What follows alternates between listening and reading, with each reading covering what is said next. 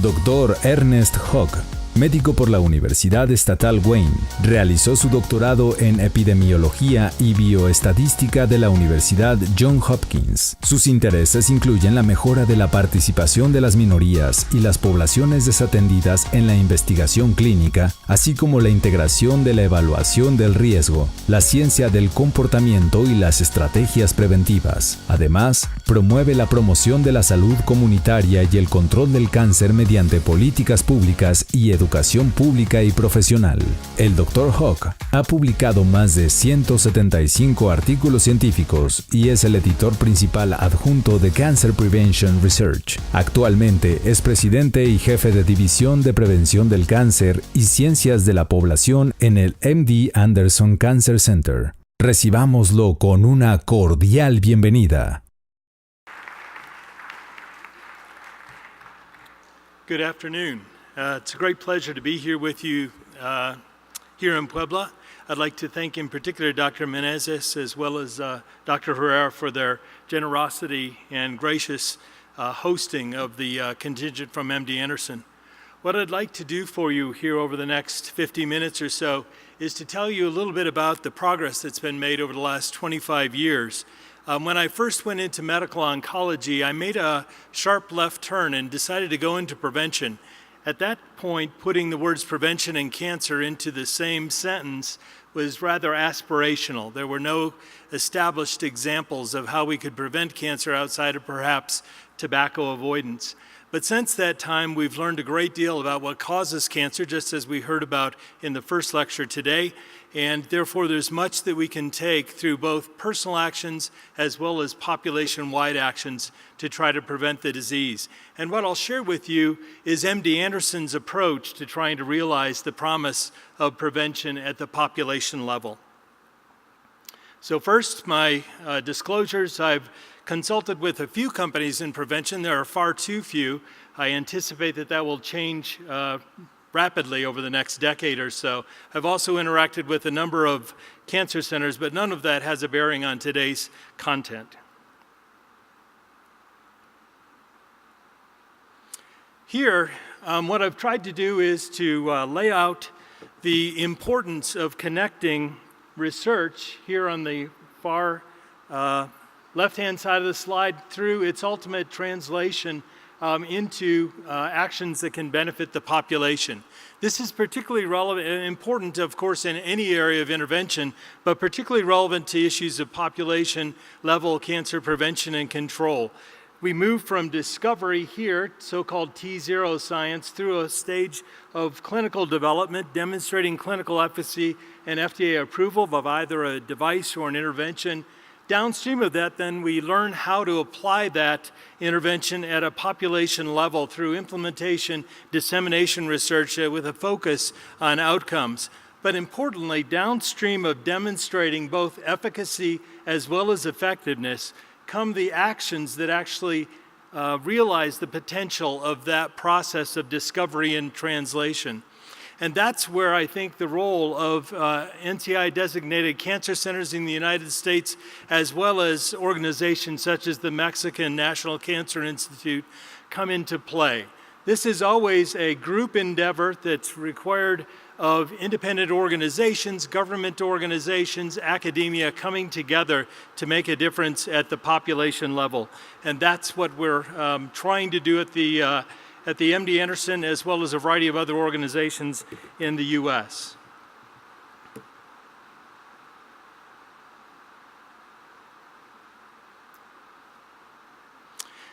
Summarized here in one slide are the actions that can be taken at both a personal as well as a population level to realize the promise of prevention. Outlined in the purple are personal actions that can be taken by individuals, typically assisted in a clinical context, and some 8 domains of action where the evidence is now sufficient enough to warrant individual action. Complementing those strategies at the personal level, then, here outlined in the teal, are population-based actions that can be taken through a variety of public policies, delivery of community-based services, and educational efforts to raise awareness as well as commitment across the population. Importantly, outlined here in yellow, is the key point, that in the U.S. as well as globally, the real challenge here is not only in implementing these actions, but in reaching everybody who needs to avail themselves of the message, to be able to make this actionable, particularly among the sectors of the population that are most often unreached and underserved. So first of all, a few words about each of these personal actions and the way we attempt to drive these forward at MD Anderson. So first of all, most of these actions are carried out by primary care providers in conjunction with patients visiting, for example, in a primary practice setting. At Anderson, we have a cancer prevention center dedicated to this mission in and of itself. At this center, we offer state-of-the-art services in terms of clinical risk assessment, screening using all of the available standard strategies for breast, colon, cervix, lung cancer screening in high-risk individuals, prostate cancer screening in high-risk individuals, as well as skin cancer screening. We also then deliver a variety of different prevention strategies, probably best exemplified by something like HPV vaccination, but now there are some 13 FDA-approved agents to reduce cancer risks. And so this is a place where we can also counsel patients and prescribe these sorts of interventions. We also offer diagnostic services for abnormal mammograms or Pap tests done at other institutions to bring MD Anderson expertise in diagnostic services to clarify those clinical dilemmas. We also offer survivorship services. Progressively now there's some estimated between some 13 to 15 million cancer survivors in the United States, and many of the services they require are very similar to those of a population at risk. And this is a very large enterprise at MD Anderson. In the last year, we've taken care of some 51,000 individuals in prevention. So although we're best known as a cancer treatment center, we believe that the best treatment is prevention. And as you can see, that's a very large enterprise at our institution. So now, those 8 domains of action where we know enough already to be able to take action at a personal level. The first is knowing and sharing family history. We know that family history is an important part of cancer risk assessment, and it's really across a spectrum of cancers. Some 5 to 10% of all cancers are believed to be due to an inherited strong genetic defect, something like Lynch syndrome. But family history is important across the spectrum. We strive for at least a 3-generation understanding of at least all first-degree and hopefully second-degree relatives. A variety of different tools are available at our institution as well as globally now via the internet. And it's important also to remind patients of the importance of sharing their story by either with their precancers or cancers with family members. In my own family, this is we didn't often talk about diseases, yet nevertheless, that challenge of understanding the family history is important to risk assessment, is terribly important to inform patients about. The second major domain, of course, is tobacco. Still the most preventable cause of cancer and disease more broadly in the United States and in most areas of the world. So understanding the statistics is terribly important to create motivation. Oftentimes, patients think of tobacco as associated with lung cancer. They rarely understand that it's associated with some cancer of some 17 different organs, as it truly is. And so the important message is captured here in the last few bullets, trying to help them reduce risks, both by not starting if indeed they don't smoke already or their family members don't smoke. Secondly, stopping if they do smoke and making sure that they ask for help if that's needed. Third, motivating patients to assist those around them to recognize the importance of tobacco cessation by offering encouragement, support, or assistance. And finally, avoiding secondhand smoke exposure as well, which is terribly important. As we see, they're accountable for some 40,000 deaths annually in the United States alone. The way we deliver tobacco treatment services at MD Anderson is outlined here in broad steps. First of all, referral to our tobacco treatment program is automatic. It doesn't rely on either nurses or providers to make that recommendation. Through our electronic medical record, smoking patients are automatically referred into the program. Second, the referral triggers a variety of actions. Response by one of our staff, a motivational interview which attempts to understand and communicate the importance of taking on this challenge by the patient. And then third, therapeutic triage by our staff to a variety of different options. We feel it's very important to not offer just one option, but an array of options to try to meet the patients where they're willing to go. And so here you can see there are 4 treatment options that are available. And those options are outlined here. I won't go into great detail, but just point out that at the top of this is a proactive assessment and seeking patients out. You'll see that we bug patients. We call them back within 3 months to check on their status, assess where they are, and offer our services once again, in addition to receiving a self-help package. The second level is everyone that we reach, typically by telephone, we provide motivational counseling so that they better understand the opportunity and the opportunity for help.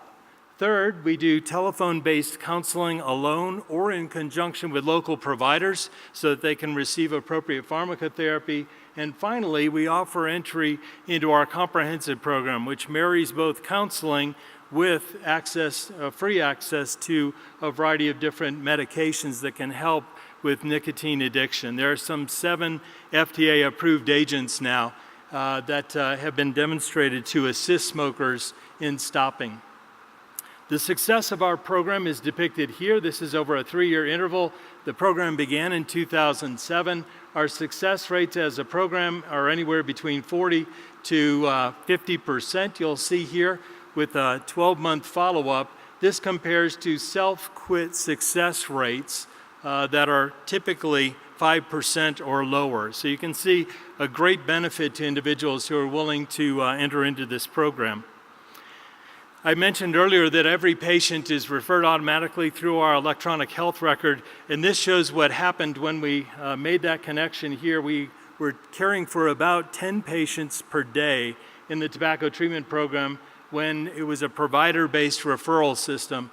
But as soon as we activated the electronic medical record, that jumped to some threefold increase, up to 40 patients referred per day. Next, I'll cover a little bit about diet, physical activity, and obesity and its relationship to cancer. As we heard earlier today, both diet, physical activity, and obesity have each individually been related to a variety of different cancers. This is outlining some 15 different types of cancer here, and their association either protective in dark green or light green, or at an increased risk due to these exposures in the dark red, or probably related in the lighter pink. So you can see a whole variety of studies now have associated a variety of different factors related to diet and physical activity and cancer risk. Some of them are quite consistent. Body fatness here related to some 13 different types of cancer. Others are much more sporadic. So that compilation of evidence in terms of what we recommend to patients is captured here. Just a few fairly high-level pieces of advice that can be offered, but which are evidence-based, largely through observational data sets, not randomized controlled trials as you would have with a drug, but nevertheless enough to be able to act upon. So first of all, enjoying a variety of fruits and vegetables, choosing whole as opposed to processed grains, limiting consumption, actually eliminating processed meats, and limiting consumption of red meats, limiting consumption of energy-dense foods, such as sugary drinks, which offer calories and the opportunity, therefore, for obesity, but no nutritional value, and then limiting alcoholic drinks to 1 per day for females, 2 per day for males. So in practice, it's really important to understand that we don't have perfect information that can be offered, but it's important to take the impetus and start the conversation. This is from a recent paper published in JAMA in 2017, pointing out that primary care providers are really on the front lines of starting this conversation. Structuring the encounter wherever possible, we've drawn from the tobacco treatment advice that's been popularized over the last 20 years or so, mirroring that here for nutrition counseling. Third, focusing on small actionable steps rather than changing every aspect of diet, taking on small things, trying to begin with small substitutions that are entirely feasible, and hopefully with that win, creating more motivation for additional changes thereafter. Using all available resources, we have a number available on our website. This is one, nutritionandmedicine.org, that similarly provides materials to try to help patients. And then finally, again, taking it a piece at a time, not attempting to do it all at once, which typically, many times results in failure and feelings of dejection rather than encouragement. Finally, not doing it alone, realizing that the healthcare provider is only one member of a team that can try to help overcome these challenges and behaviors.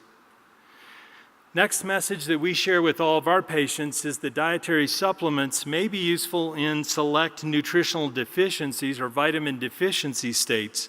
But overall, most of the randomized controlled trials that have studied dietary supplements have found them not to be helpful in preventing cancer, and indeed in some cases have done exactly the opposite and appear to be associated with an increased risk of cancer. And this is just a handful of the phase 3 trials that have been conducted with a variety of different nutrients, mostly ending up with null results, again with some of them actually showing harms.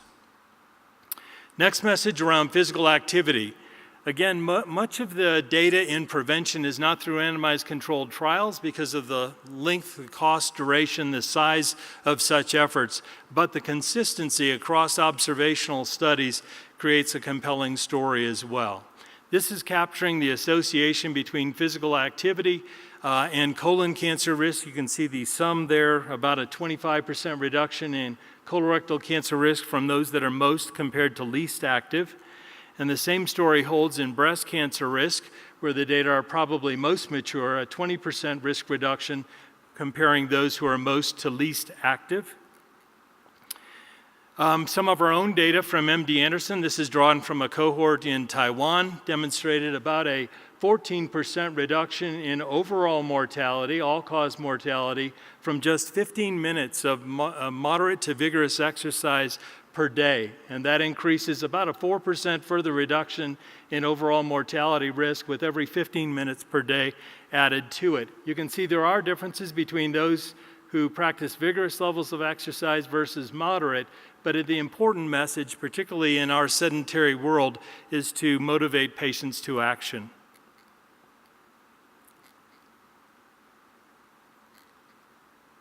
So the message that we give to our patients is to limit sedentary activities, be physically active through aerobic exercise, at least of a moderate level, at least 30 minutes per day, and include strength training exercise at least 2 days per week, because it's beginning to, there's beginning to be a story there about the importance of muscles and their ability to consume calories that seem to be important in maintaining energy balance. Overall, body fatness, now moving beyond diet, physical activity, body fatness. Here again, large observational data set, some 13 different cancer sites associated, about, in most cases, perhaps 50% increased risk. In some cases, though, that increased risk goes up to 5 to 7-fold for some of these cancers, and a whole variety of others for which there's limited evidence at the moment. But very important association. The key question here now are what are some of the mechanisms that underlie this association, which seems to be rather consistent across studies. So what I've just shared for you is in essence what the AICR or the American Cancer Society in the US makes in terms of recommendations regarding nutrition and exercise. This is a single slide summary, but it largely reinforces all the things that I've just told you we attempt to put into place at MD Anderson. We've also taken to devoting, in most areas of oncology care, we rely upon clinical algorithms to standardize treatment approaches across providers and progressively across centers within our enterprise. What was not available when we began the Cancer Prevention Center were care algorithms for these issues of lifestyle, healthy lifestyle and behaviors. And so what we've done here over the last couple of years is to commit ourselves to creating algorithms around aspects of healthy living. This is for physical activity. We have another one for healthy eating. In every instance, these are programmatic in nature. They involve a systematic initial evaluation, a defined trigger for action, motivational interviewing, which is so important to try to help patients achieve behavior change, particularly sustained across time. Physical activity, then prescription, motivational monitoring after the initial action, and then finally assessment with re-entry if not achieving the levels of success anticipated. This demonstrates one component of our center, the Healthy Living Clinic, which is attempting to explore not only the delivery of current evidence-based practices, but also in a research context, understanding whether it's these levels of physical activity or levels of physical fitness in reality that are associated with reductions in cancer risk. That remains a research question. We have a variety of studies ongoing around these personalized exercise routines that distinguish just commonplace physical activity from a real targeting of physical fitness. This is what an exercise prescription looks like. It's very practical in nature, outlines the sorts of activities, their frequency and duration, as well as practical advice in terms of how to implement them in the lives of our patients. The next area is sun exposure and UV radiation. So again, some commonplace 6 or 8 different strategies that are recommended by things like the Surgeon General's call to action that was issued just a couple of years ago.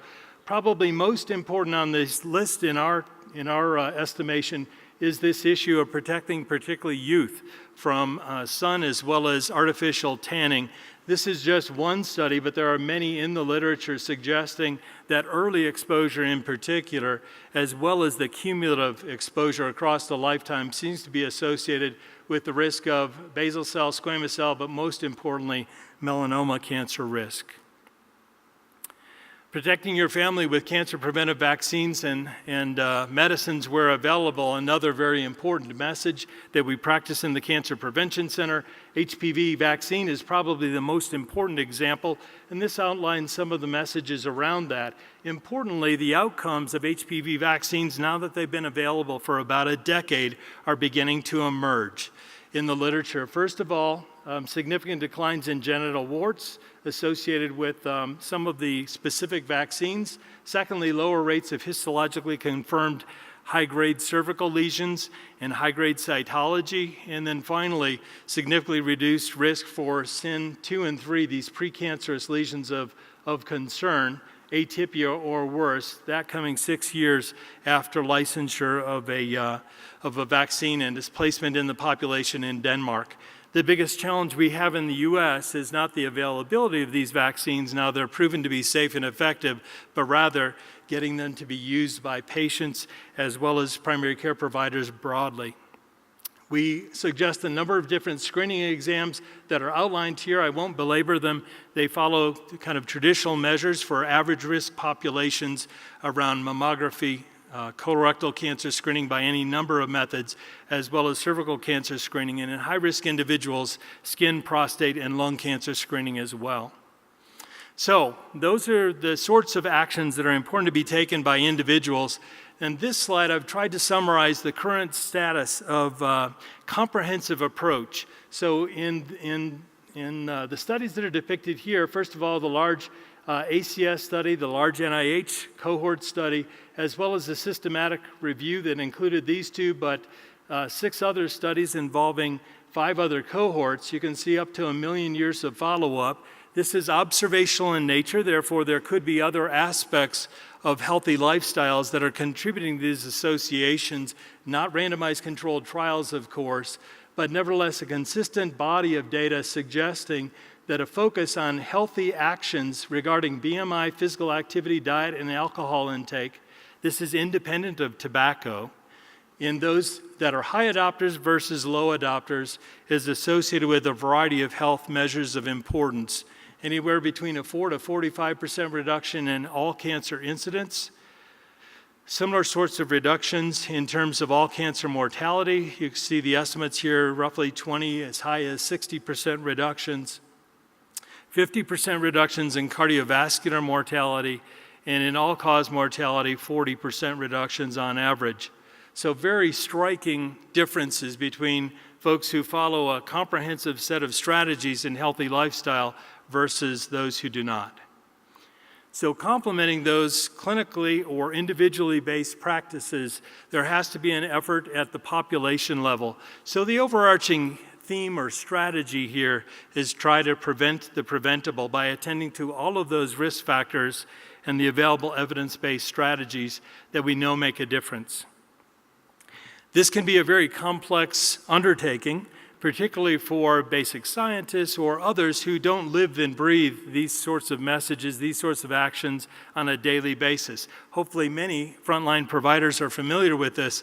Nevertheless, elevating this to a level of action is challenging even there. So we've taken the concept of cancer control and simplified it. Some might say oversimplified it, but tried to distill it down into the key actions that can be taken.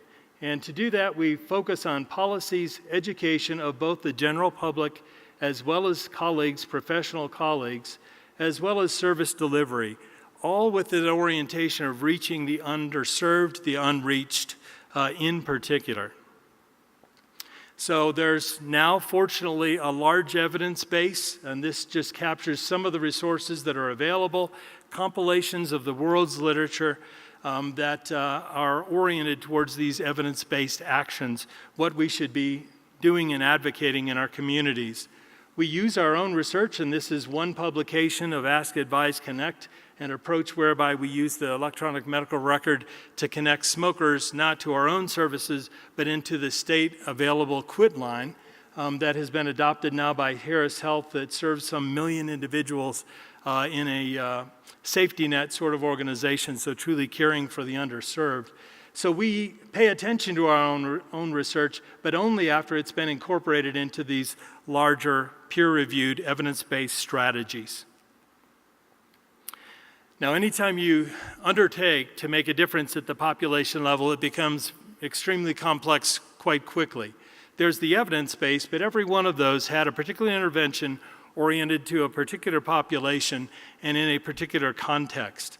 So what we try to do in conceiving of the actions that we will take is, first of all, think about whether they're relatively passive, things like public education, education of peers, or more long-lasting, but more difficult to achieve policy measures. Second, we worry about all of the risk factors that I just summarized for you and the evidence that we can impact on those. And then third, we consider the level at which we would like to target in our interventions. Anything from the individual to family units to sectors of the community approached by a variety of different mechanisms, employers, schools, faith-based organizations, out to other levels of the population. In many cases, we're targeting the general population because what we know is effective toward the general population. But in others, we may be reaching particular risk subsets on the basis of a whole variety of measures, some of them sociopolitical in nature, such as socioeconomic status, education level, others more biologically based, such as germline lesions or neoplastic risk prior precancers. So it becomes a complex endeavor. And I'll share with you now a little bit of what we've tried to do as an institution to stimulate action in these 8 areas. So to begin with tobacco, we developed a landmark document committing our institution to a stance on tobacco. This involves some 108 different actions that the institution can and should take, oriented around 3 major goals: reducing tobacco uptake in youth, reducing the proportion of non-smokers exposed to secondhand smoke, and third, increasing the availability of counseling and smoking cessation, particularly in subpopulations of smokers. So in the US, in Texas, for example, now the adult smoking rate averages 18%. But if you reach out to those with anxiety disorders, mental health concerns, depression, that rate reaches as high as 45%. Among both the patients as well as the providers. So there's an example of a subset, a high-risk subset of the population that truly needs this sort of intervention, and a whole variety of strategies that we've taken. I'll outline briefly. So first of all, we've drawn upon the institution's expertise, its experience, its resources, its reputation, as well as its relationships to try to promote progressive actions. One such is outlined here. Tobacco 21, which is restricting the sale of tobacco products, legal tobacco products, to those 21 years and older.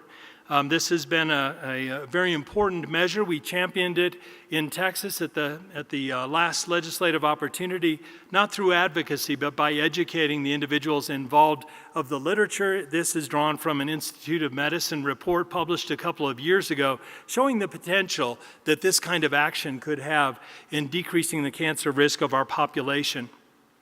Importantly, when we began our actions in Texas to try to help our legislators understand the population, understand the importance, we were potentially the third state in the nation. Our state decided not to be this progressive in its action, but fortunately, five other states have taken this action. Hawaii, California, New Jersey, Maine, and Oregon have already taken this step. And we hope that this is the beginning of what will ultimately be a successful wave of this campaign across our population. Second, we've used MD Anderson's reputation and resources to try to stimulate change within our family. So there are some 15 components of the University of Texas. We're one member of that 15. And we reached out to our colleague at the University of Texas system level, who oversees that entire enterprise, to see if they would be interested in taking the issue of tobacco control across the entire university system. And fortunately, we were not only welcomed in that regard, but assisted in that regard by Dr. David Lakey, who serves in that capacity over the entire UT system.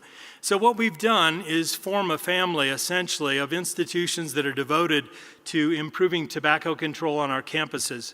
It's required organization and leadership. This is outlining that now each campus has a designated tobacco control officer, someone who takes this as an important part of their job to try to promote tobacco-free environment on campus. Second, we learned that 3 of our campuses were not tobacco-free at the inception of this. I'm happy to announce that as of May this year, all campuses in the UT system are tobacco-free. So we've shared best practices and learned from one another, both in terms of the care we deliver, but importantly, the policies and the approach that we adopt on our campuses. Third, we at MD Anderson have a tobacco-free hiring policy. 2 of our sisters are interested in exploring that as well.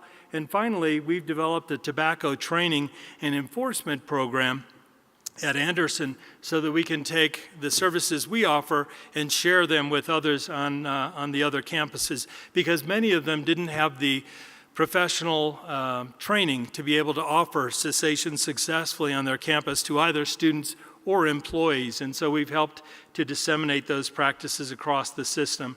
And this is just highlighting our recently certified tobacco treatment program, which became operational earlier this year. We focus on a few areas that are critical: counseling skills, motivational interviewing, treatment planning, pharmacotherapy, and relapse prevention. Very high rates of understanding of this content.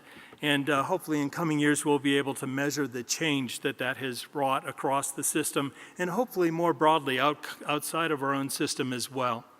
Second major area we've taken on in policy is summarized here. I mentioned that particularly restricting access to tanning facilities is terribly important for decreasing skin cancer risk at older ages. MD Anderson was once again involved in helping along with a variety of partners, American Cancer Society, Dermatologic Association, etc., in educating our state legislators. And so Texas became the 4th state in our nation to adopt this legislation back in 2013. We've used our experience to try to help sister cancer institutes and leading organizations in other states. And depicted there in green are the number of states that have now adopted similar legislation. And in dark gray are the number of states that are considering legislation the next opportunity. So again, trying to be a proactive agent of change. We've similarly used these activities to try to conduct research to understand whether our actions are meaningful and important. And this is one such example published in the JAMA Dermatology Journal earlier this year that looked at compliance of our state tanning facilities with the state's legislation that was in the under 18 ban that was enacted in 2013. And the good news is that 81% of the facilities were indeed complying with the legislation. That surprised us a bit, but in a very good way. And a number of details here. Most important them probably is the fidelity with which that is occurring. Some of the facilities were still a little bit more liberal than the law requires, but nevertheless, overall, a good level of compliance. Another area that we've taken to try to impact policy is in the area of HPV vaccination. We feel this is a huge missed opportunity for cancer prevention, with vaccines being demonstrated to be safe and effective with up to 90% reductions in subsequent persistent infection. And so we, along with all of our sister NCI-designated centers, joined in a landmark effort to put together a statement of endorsement and took it to the CDC and widely publicized in the U.S., putting all of the credibility of the NCI-designated centers behind the importance of HPV vaccination. We've taken to update that with the latest update permitting 2-dose vaccination in the U.S. for select populations. So trying to put the weight and the scientific credibility of our institutions behind the public health recommendation to try to combat some of the misinformation that goes on in the public internet. Another important issue is trying to raise health education as well as practices in youth. We partnered with a long-standing evidence-based program that had been in existence for about 25 years called the Coordinated Approach to Child Health, or CATCH program, developed by the University of Texas School of Public Health in association with a number of other centers across the United States. What this offers is a curriculum, but more importantly, bringing the family as well as the whole institution of K through 8 education on board, promoting healthful diets as well as levels of physical activity in elementary and middle school youth to try to reduce youth obesity. I mentioned that there were more than 100 publications arising from this long-standing effort.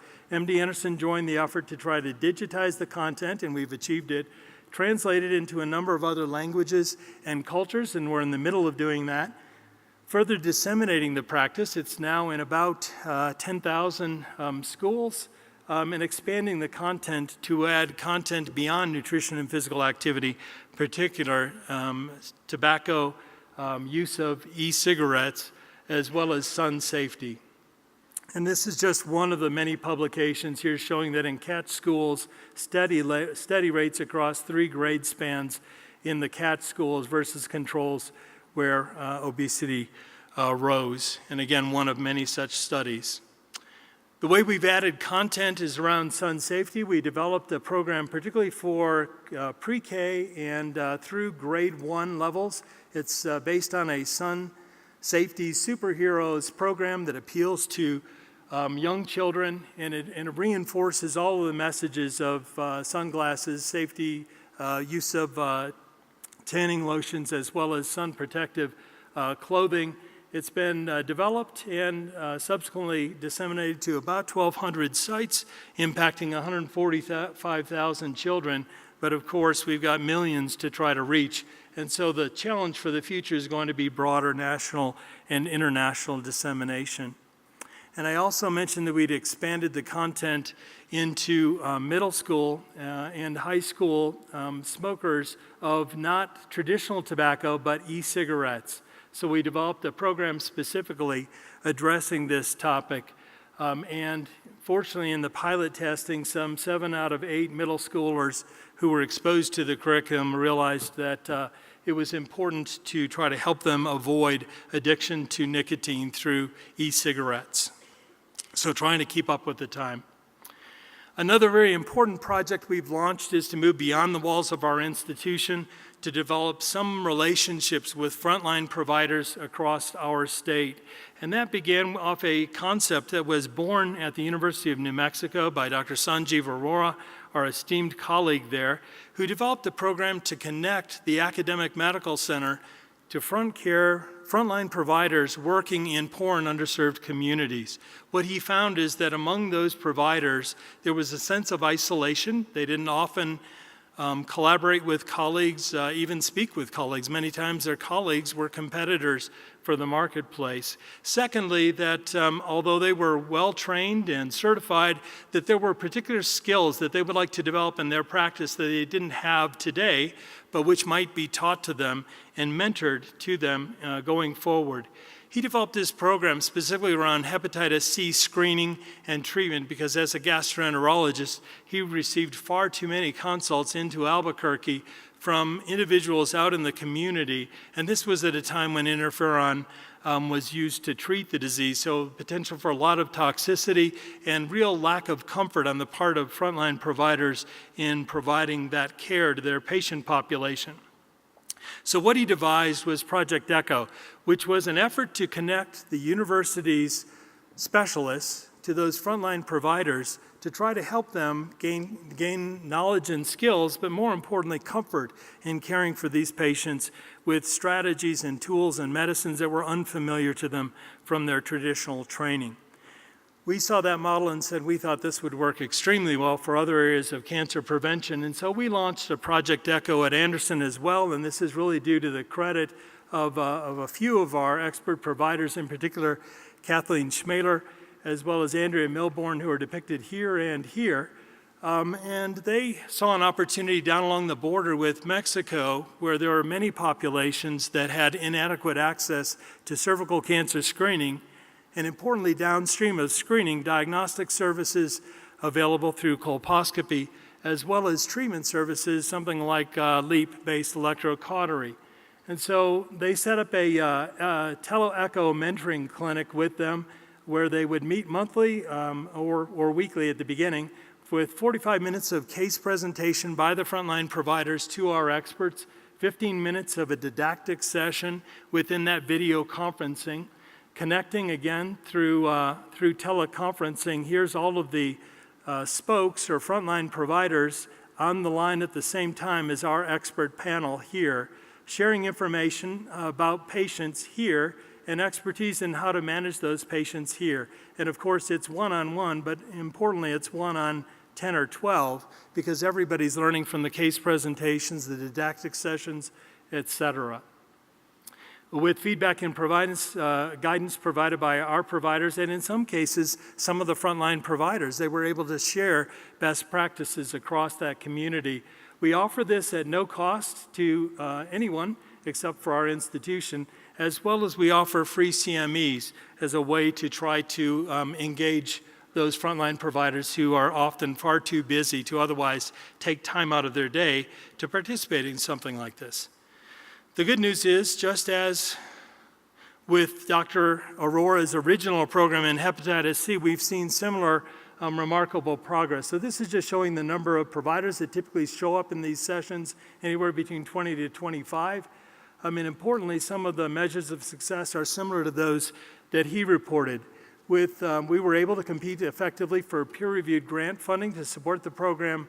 We've disseminated the program now to a variety of other providers. We've expanded the program to other communities. This is highlighting some in Laredo, as well as Northeast Texas, other areas of high need in our state.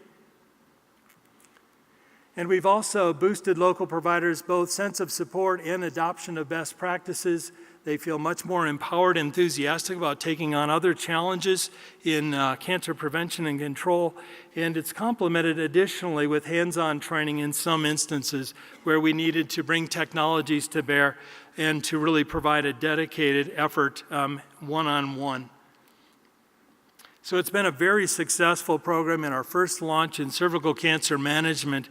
And because of the attractiveness of connecting the institution to populations in needs and their providers, we found that it's gained great traction throughout a variety of other institutions in cervical cancer, but we've also now connected our tobacco cessation specialists with local mental health authorities who care for those individuals with very high rates of tobacco use. We've developed a program in melanoma. We've got diagnostic or pathology-based programs. We've got some emerging treatment area programs in partnership. Survivorship has been another very important area in the U.S. with that large number of survivors, but questions regarding who should provide their care, the oncologist or frontline providers in the field who many times don't feel qualified. We found that Project ECHO can help to serve that need. And then finally, we've got efforts in palliative care, reaching even across the globe to some clinics in need in Africa, connecting our palliative care specialists with them. And so just recently, we became an oncology super hub, which is a training center essentially to try to replicate the model with other centers interested in establishing their own ECHO programs. This program, as I mentioned, developed at the University of New Mexico, but now there are some 25 different hubs across the United States serving in a whole variety of areas from pain and palliation out to diabetes management, cardiovascular risk assessment. The U.S. military has developed ECHO programs around pain management and risk assessment, as well as a number of other academic centers, but we're happy to be an oncology-related super hub to try to replicate the model outside our institution. Finally, I want to tell you about one other program, and that's our Be Well Communities. This is a new initiative at Anderson, done in partnership with a whole variety of partners, and this is outlining some of those. So marrying the Cancer Center essentially to individual schools, workplaces, government agencies, local healthcare providers, as well as policymakers to try to work across policy, education, and service delivery to raise community awareness about the importance of healthy behaviors, to try to create community-based strategies that can act locally in their community, but also inform a broader effort.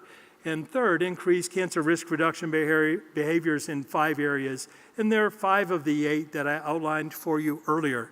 So the whole attempt here is to, again, bring the institution and its expertise in alignment with local communities who are interested in adopting these measures themselves and trying to assist them in that.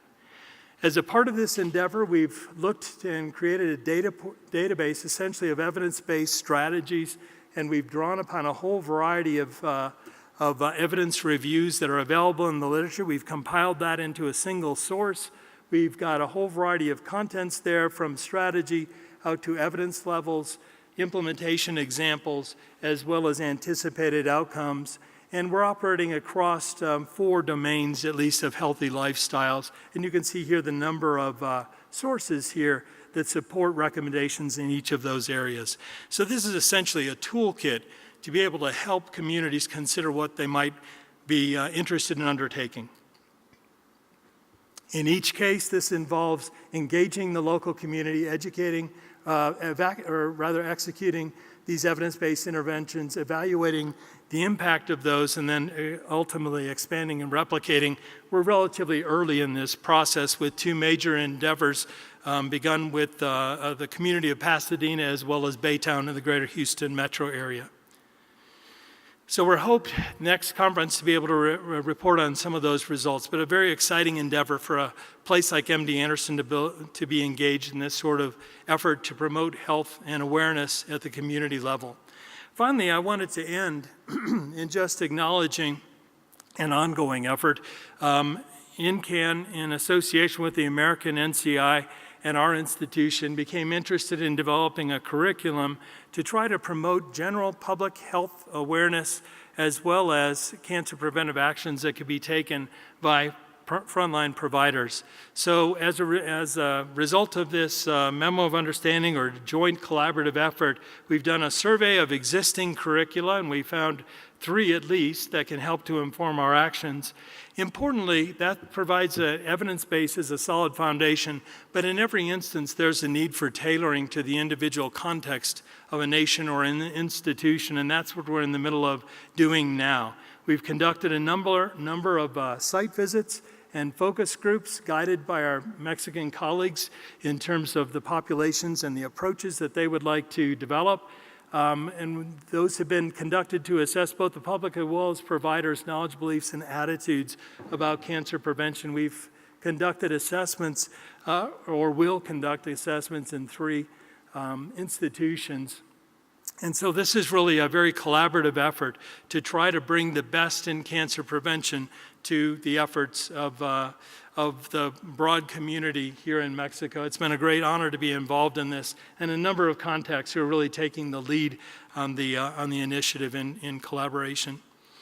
The final example I'll share with you is an approach to reach out to a corporate partner. So this is an employer and a provider of food to a fast food in the middle of the country. There are some 300 stores that Jason's Deli works with, and they approached us a number of years ago wishing to offer a donation to our institution. They had many of their employees that were affected by cancer, and they wished to demonstrate their generosity by offering 10 cents on every bottle of water to MD Anderson. So every bottle of water they sold, they would give MD Anderson 10 cents from, to try to build a relationship. But we found that they were so open and willing to work together that we brought the idea forward that perhaps we could help them with a co-branded menu item, an item that would be in particular healthy, that could be offered to their clientele. They loved the idea, and so it was our attempt to not only grow the relationship, but try to make fast food offerings a bit more helpful by engaging with a willing partner. Really a remarkable step.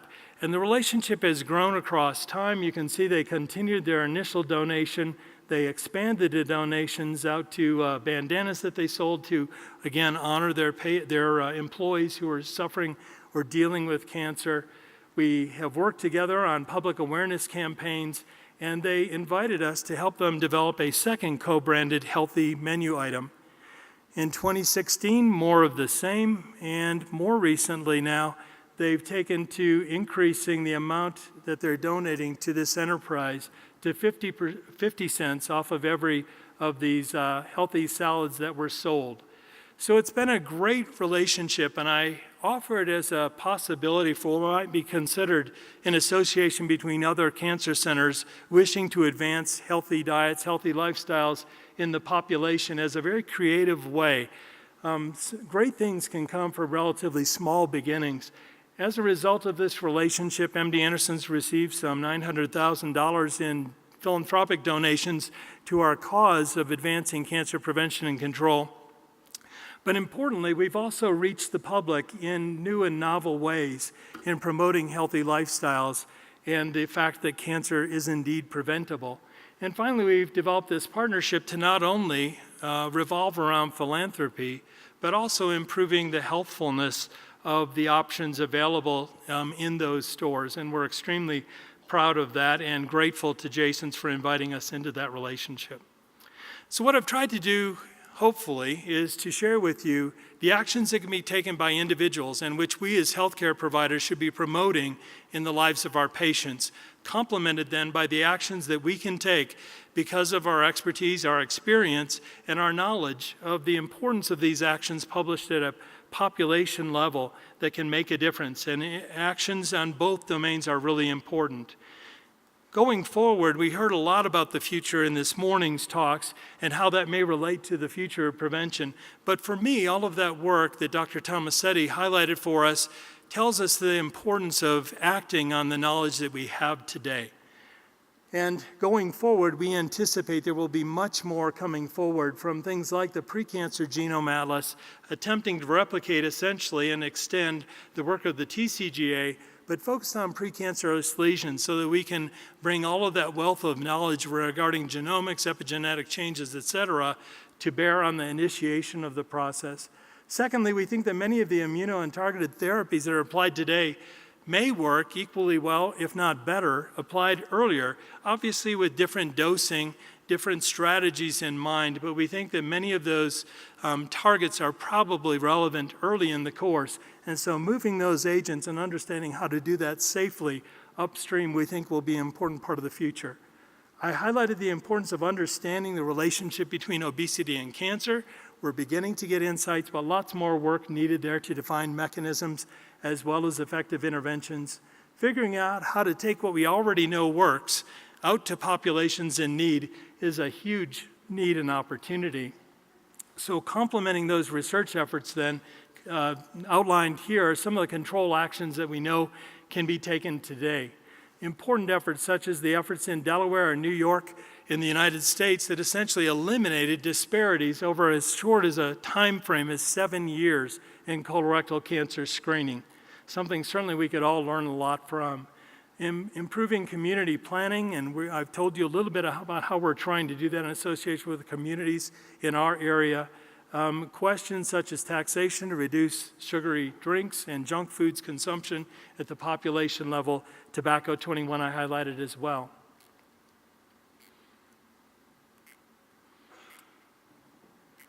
To close, I just wanted to highlight that this work is terribly difficult. And this is taken from a landmark publication by Dr. Harvey Feinberg, the head of the Institute of Medicine, now National Academies of Medicine. He points out 12 reasons why prevention is hard and at least 6 strategies that can be used to try to overcome those challenges. So this is a time of great opportunity and just as much possibility for prevention as we've heard about all the exciting changes in treatment. Thank you very much for your attention. I'd like to acknowledge all the people on this slide who've helped to make these messages a reality at MD Anderson. Thank you very much.